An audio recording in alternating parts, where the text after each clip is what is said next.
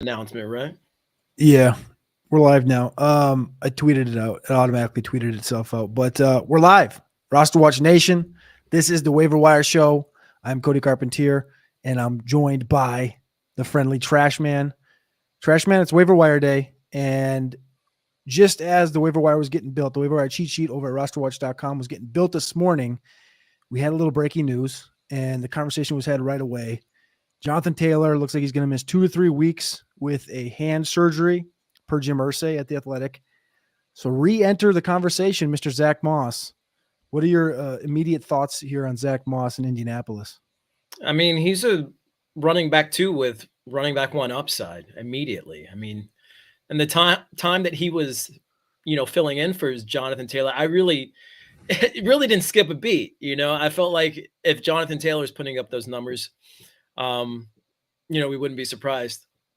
Zach Moss, somebody who's kind of been kicking around the league for a while, found new life in Indianapolis. And I think if you did hold on to him or you're able to procure him this week, he's going to pay off in dividends, at least for the next 2 to 3 weeks. And I think he's a guy, you look back at just those couple of weeks where he played and was the starting running back purely in this backfield, specifically the one game against the Tennessee Titans where he had 165 yards and 2 touchdowns. They just happen to be playing the Tennessee Titans this week, and they just happen to be 6-5 and sitting there right in playoff contention. There, I think they're actually the 7th seed in the AFC right now. He did have 8 carries for 55 yards last week, 3 targets. And like you said, earlier this year, running back 5, running back 10, running back 2, running back 8. Like the writing's on the wall of exactly how they're going to utilize Moss. And we've seen it even in Taylor when Taylor started to take over. He's been top 10, top 20 each of those couple of weeks. So I would say far and away, he seems like he's the biggest player target this week, right? I think what I put on him on my personal side was like up in the 45-50% range as far as fab left over. Like I don't think it's close this week. Yeah, I think the only caveat would be just, I think prior to finding out that Taylor would, be back potentially in 2 to 3 weeks, I think it was all in on Moss. I mean, if you need to get Moss to get to the playoffs, I'm all on, having a fab of that much. But I think if otherwise, if Moss is kind of icing on the cake for you right now, 40 might be a lot, but use your own discretion. Yeah, I like that. Who else here at the running back position? We have a little Devon A-Chain injury keep coming up and keep being a hiccup here. Jeff Wilson seems to be the back that's starting to emerge in this backfield a little bit. Jeff Wilson, Roschon Johnson had a good Monday night. I was excited to see that. He had 75 yards, a couple good pass pro reps, similar to what we saw down at the Senior Bowl, similar to what we saw through the draft process at Texas. Is there any running backs other than those two guys or around that range that you're interested in this week? Or how do you see Jeff Wilson and Roschon kind of coming through the next couple of weeks? I mean, I feel like Roschon is their best pass protector for the Bears. I think he's going to get plenty of run, especially if Deontay Foreman misses any more time. I think, between him and Khalil Herbert, they kind of cover all the bases there for Chicago. And Chicago could actually, potentially make a playoff run. So I think they'll keep him. I think they'll keep using him early and often. Any other running backs? I mean, Samaje Perine got some unexpected run, and the matchup this week, I think it might have been just because of the matchup primarily. A team that is potentially harder to throw it against in the Browns than it was to run against. But Samaje Perine got actually quite an unexpected running. He's pretty successful in it. Seems like he's at least leapfrogged Jaleel McLaughlin as the number 2 in Denver. That one did shock me, but especially because of the burst and stuff that we've saw from Jaleel McLaughlin earlier this season, and then just to see him kind of putter out and only end up with 2 snaps this week. That was kind of interesting.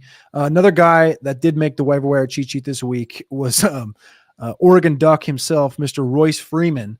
If anybody tuned in to watch the Rams this week, he ended up with 23 snaps, 13 carries, whilst Kyron Williams was the RB1 in all of fantasy in his return in week 12. They cut Darrell Henderson, brought him back to the practice squad. They rolled out there with Royce and Kyron Williams.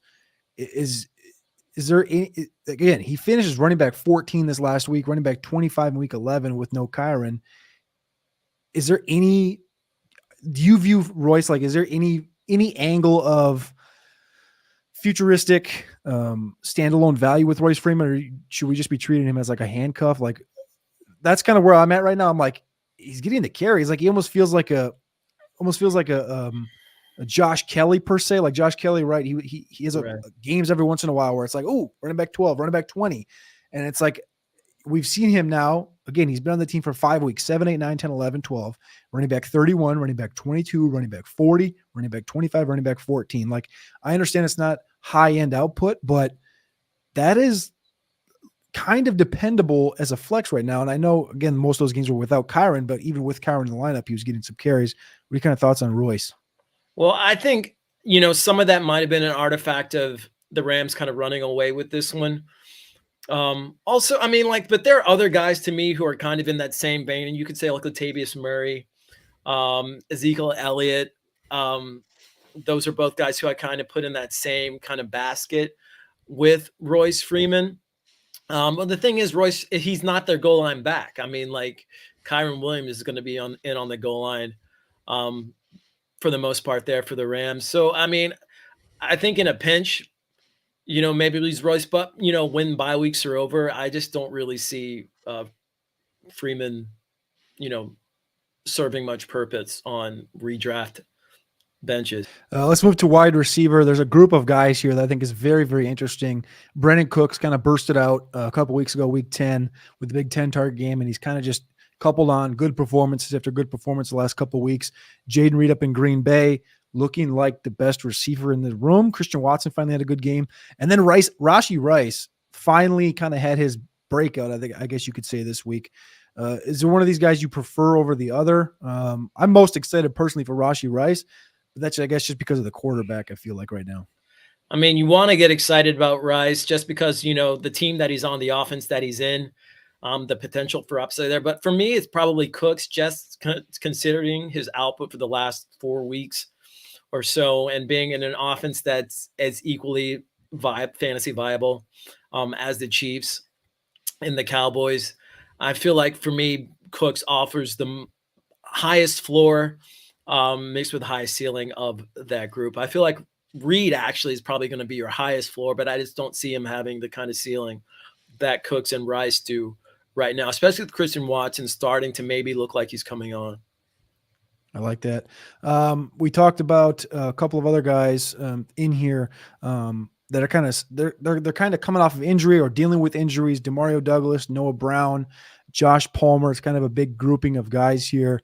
I know you talked about A.T. Perry last week. Is there anybody else kind of deeper in here per se that you have a little interest in, or you're just stashing over the course of the next couple of weeks? Like, I know you've been high on Jameson Williams throughout the process of this season as far as getting him in waivers and stuff.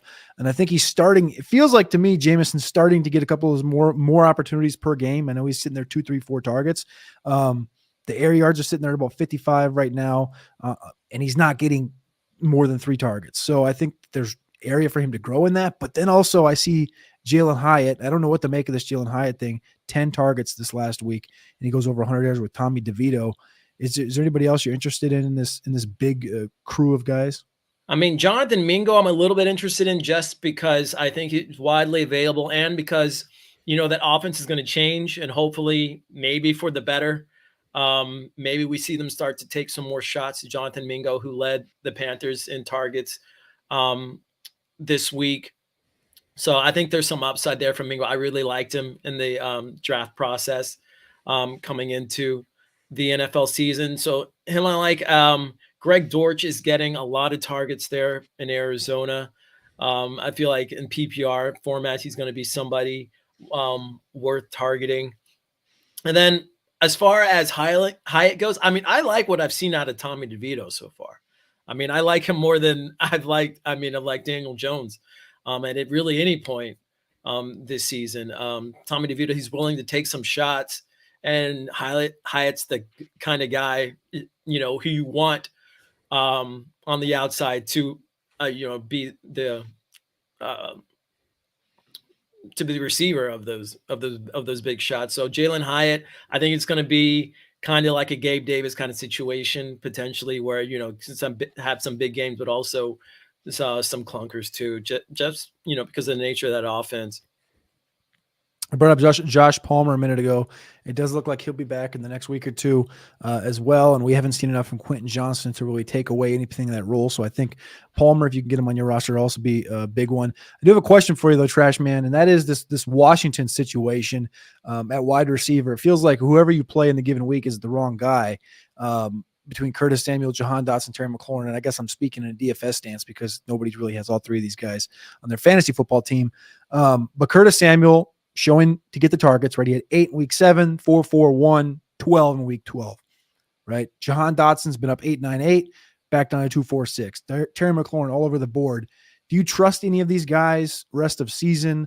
Their schedule, I guess, it's not terrible. They have Miami this week. Then they have a bye, Rams, Jets, Niners, as you go through the fantasy playoffs. Curtis Samuel's decently high on the waiver wire cheat sheet. Do you have any preference, I guess, is a bigger question rest of season? In PPR formats, I like Samuel. I like his floor. He's been pretty consistent in those regards. I think that against Miami this week, they'll probably take some shots. So I feel like you could roll with, McLaurin or Dotson, and maybe it pays off you. But I feel like as far as, the least risk will be Samuel.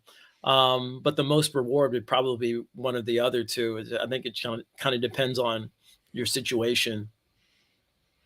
Lifelong Longhorn, he says, "'Tis the season to be grateful. I'm in 4 leagues. Thanks to y'all. I'm in first in 1, second in 2, and third in the other. The Waiver Wire Show and Tradecast helped me get there. Thank you, Lifelong Longhorn."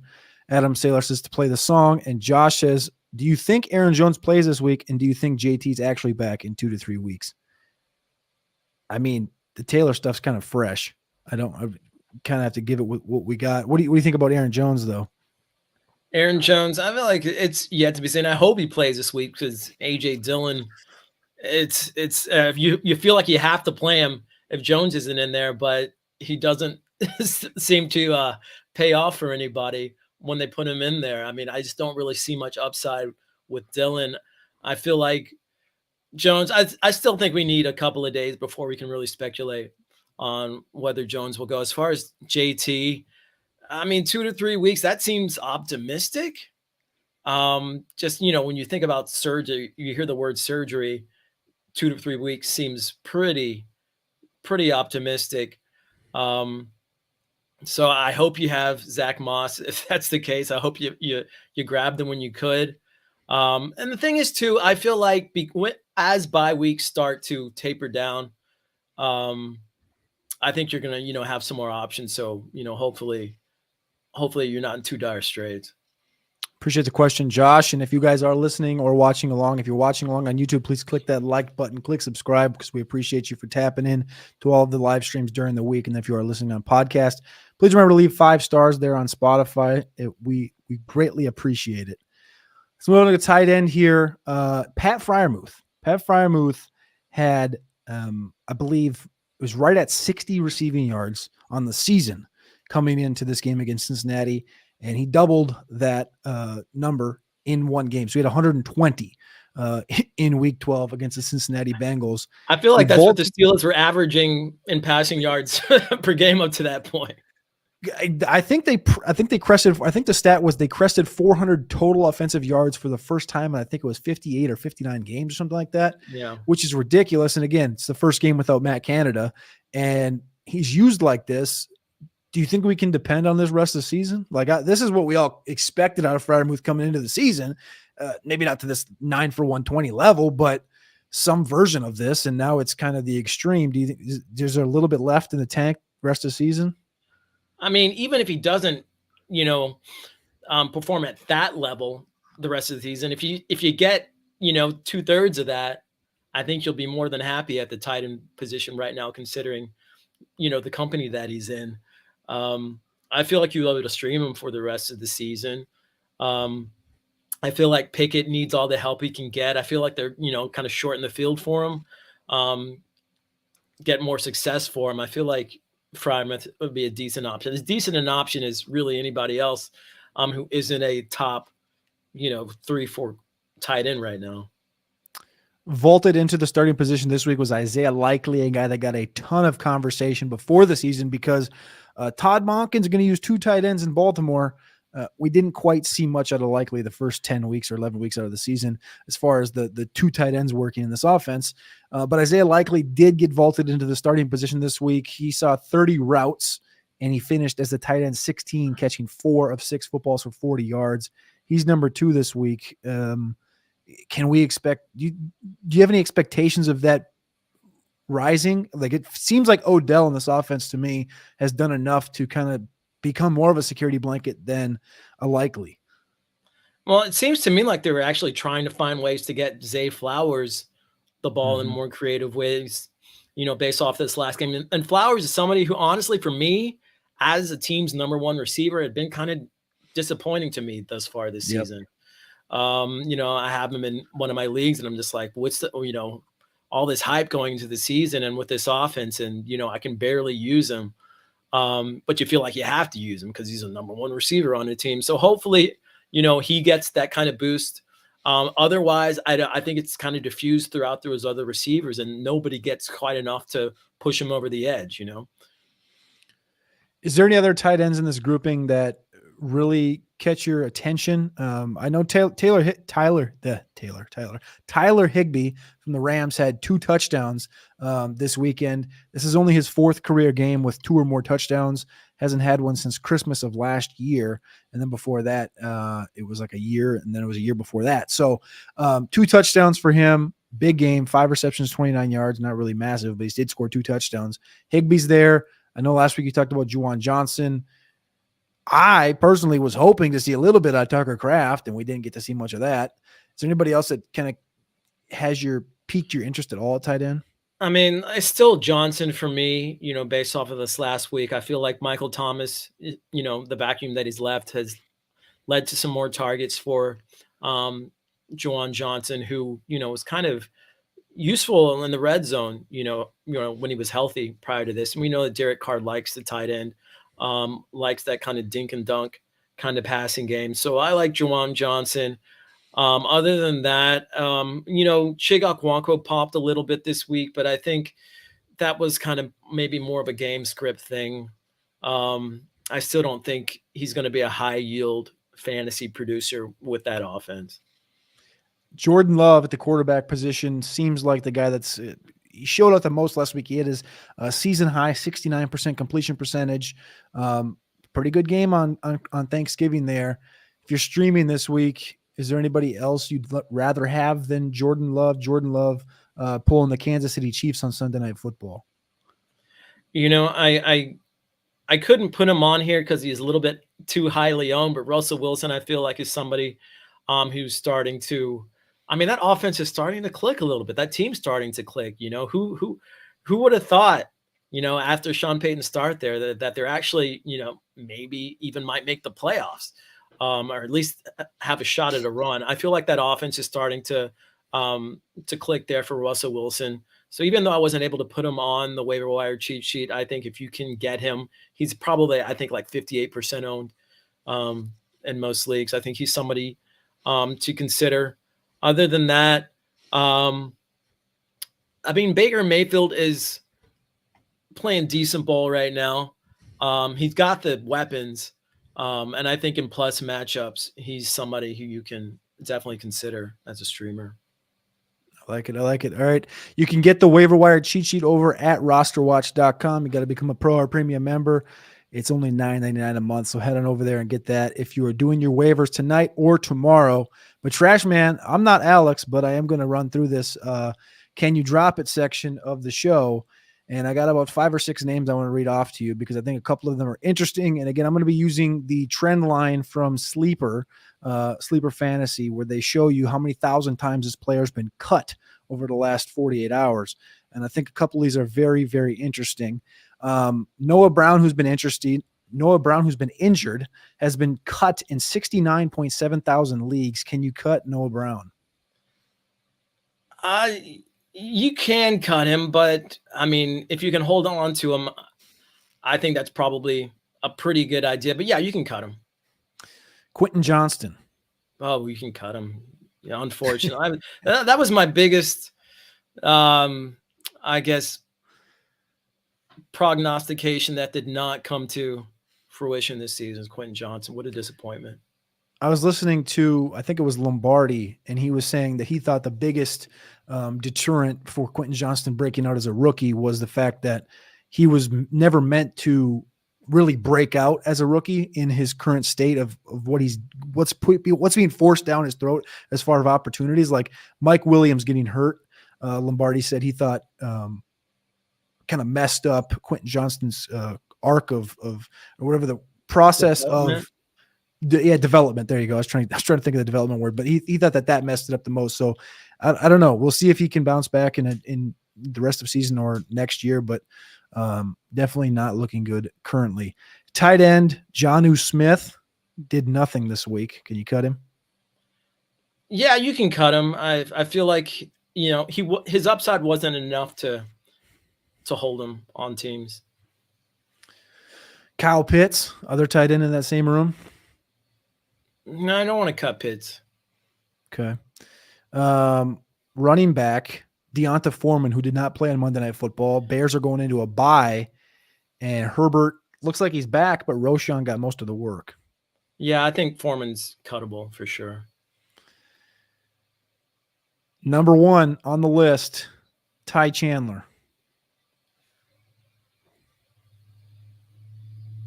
I'm not cutting Ty if I don't have to. I hate Alex Madison.